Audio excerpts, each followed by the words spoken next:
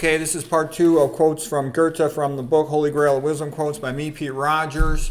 Okay, so here's Goethe. This is from the book Conversations Talking to Eckermann, who was a young sort of protege of his, very much like Buswell and Johnson, who recorded many conversations with the great Goethe. He said, how much effort and how much expenditure of mental energy is necessary in order to see a great wholeness as an orderly unit, and how important is quiet, undisturbed time in one's life. So basically, if you're going to summarize an entire field, genre, area of study, you need to do a ton of reading, all in that area and all the stuff around it, and put it all together. And you need a real quiet life.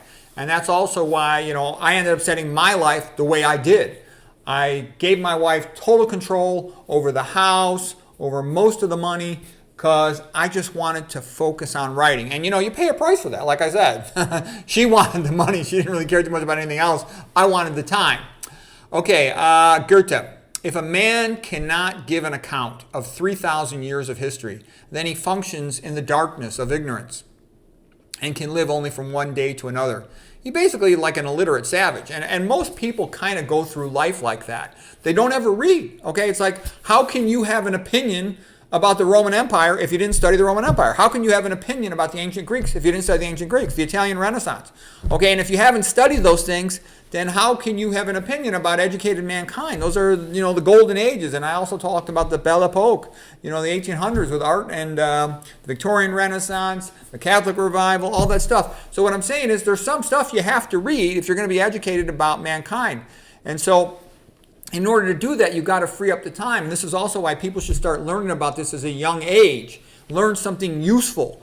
And that's why they're better off being homeschooled. They can start learning about this stuff at a young age instead of wasting all the time with public schools. If your children are in the public schools, get them out any way you can. That's my advice to you. They're much, much worse than you realize. Okay, Goethe continues. In every artist, there is a touch of audacity, without which no talent is conceivable. Yeah, the artist is always going to be sort of confident and over the top because they have to believe in themselves, all right? If you don't believe in yourself, how are you going to push yourself to do great achievement? Okay, you can be silent because it's to your benefit to be that way. Like, the great running back in Chicago Bears, Walter Payton, he would be very quiet in the week or so or more time upcoming a competition, and then he could step up at the time of competition. Mark Schultz, the great Olympic champion wrestler, was like that. I saw him do it, and it was kind of an awesome thing. Everyone has to figure out for themselves what works. Try different things, see what works for you. Johann von Wolfgang Goethe, 1749 to 1832. He said, to learn a complex topic, a man must love it. I think that's one of the great secrets of geniuses. I've known some geniuses in my time, and that's one characteristic thing. Like, I knew this guy who was at Stanford who was just A++ student in biology, everything related to biology, and that's because he loved it. Okay, I used to go bird watching with him, and he was so enthusiastic. He found a friend who could teach him, a naturalist, and he was so enthusiastic about every little nuance of studying the birds and the local environment. And when a guy's like that, they learn real fast. They learn real well. To create something, you must be something. What you do is what you are. Okay, a little bit of where that's at is if you're taking a biology class, the average student's like, well, I have to take a biology class. It's required part of my major or my curriculum or whatever. And what I would say is when you're studying biology, think about being a biologist. Go out bird watching. If you're lucky, go on nature tours as somebody who can teach you. And think about it from the point of view, well, maybe I'll become a biologist. And the point being is your brain's trained to remember what's useful to you. And if you're thinking I might become a biologist, all of a sudden everything mentioned in class becomes a lot more important. And you just soak it up faster and it makes it more fun. Goethe, as long as there is life, there is hope. Okay, Goethe, when he was getting older, my most important task is to go on developing as much as possible whatever is and remains in me, distilling my own particular abilities again and again. So he was sort of famous for being able to connect everything from the ancient Greeks to the Romans to the Italian Renaissance, etc. And in his second half of his masterpiece work, Faust, he did that. Okay, in the first piece, it was more of a local German piece. He seduced a local German girl, Gretchen, and things were kind of unfortunate, but later on they reconciled, and that made things better. In the second half of Faust, part 2, that's where he went back and traveled in time to ancient Greece, and he seduced Helen of Troy. And he unified a whole bunch of concepts and stuff between all those things. So we're not going to get too much into Faust today, but that's some of the things he wrote about. And I think it spiced up his work. The fact he could very fluently make allusions back and forth from ancient Greece, ancient Rome, and other times in history.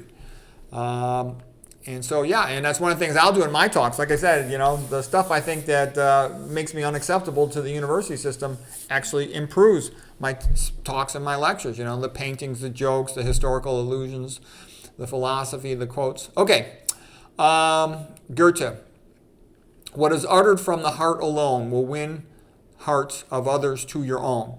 Yeah, a little bit like Robert Frost. No tears in the writer, no tears in the reader. If you're as a writer, you feel it yourself before and you sense it. This seems funny to me. Well, then the audience will probably think it's funny. This seems good or whatever or true or risky to say. Well, then they'll probably feel it's more useful. So that feeling is a big part of being a writer. And that's also why AI sucks, because AI has no personality. It has no soul. It does not care about truth. It does not have a real voice.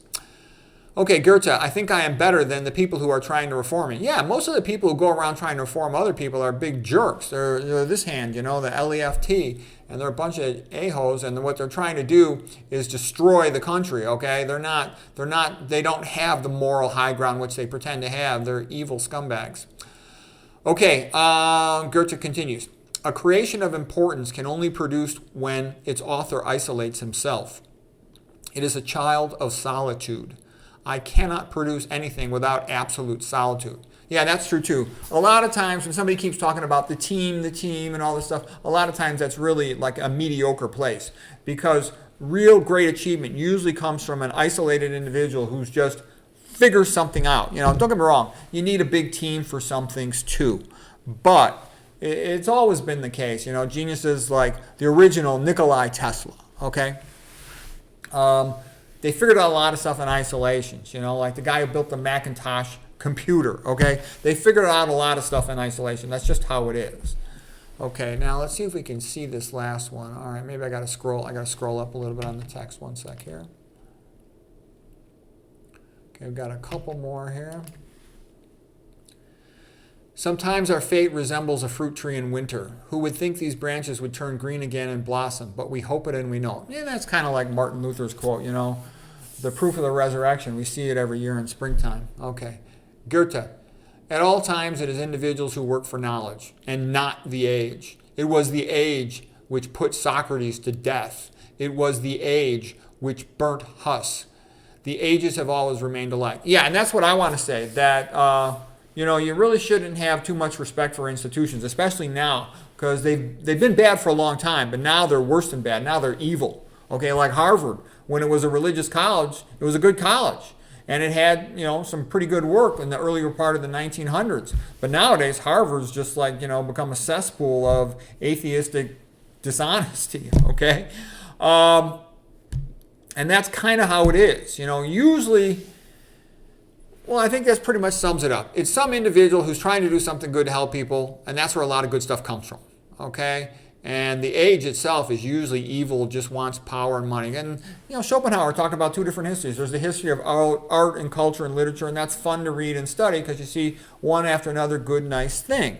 But when you start reading the history of politics and, rulers of countries, all they care about is their power, and they do one evil, brutal thing after another. So, anything they say is usually just, what do you call it? It's a fist in a velvet glove. It's basically for their power. They don't really care about much else. If they say they're going to do something nice, it's like a company trying to promote itself. It's not because they actually care about doing anything nice.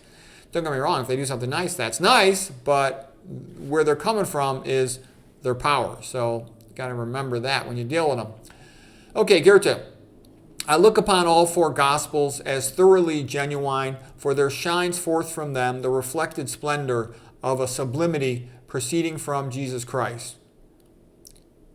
It is belief in the Bible which has served as the guide of my moral and literary life. Let mental culture go on advancing, let the sciences progress, and the human mind widen itself as much as it desires. It will not reach the elevation and moral culture of Christianity as it shines forth in the Gospels. Yeah, there's nothing like the Gospels, Matthew, Mark, Luke, and John. If you want to read the Bible, read that. Read Genesis. That's probably like the most important things to read.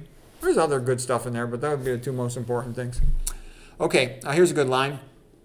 The hero draws inspiration from the virtue of his ancestors. Yeah, and that's why kids should learn the history. You know, the ancient Greeks are the ancestors of Western civilization. Okay, they should learn the ancient Greeks. They should learn the ancient Rome. It's sort of the bad part of the ancestry, and all the other stuff we talked about: the Italian Renaissance, the Belle Epoque, the 1800s, the Golden Age in Europe, etc.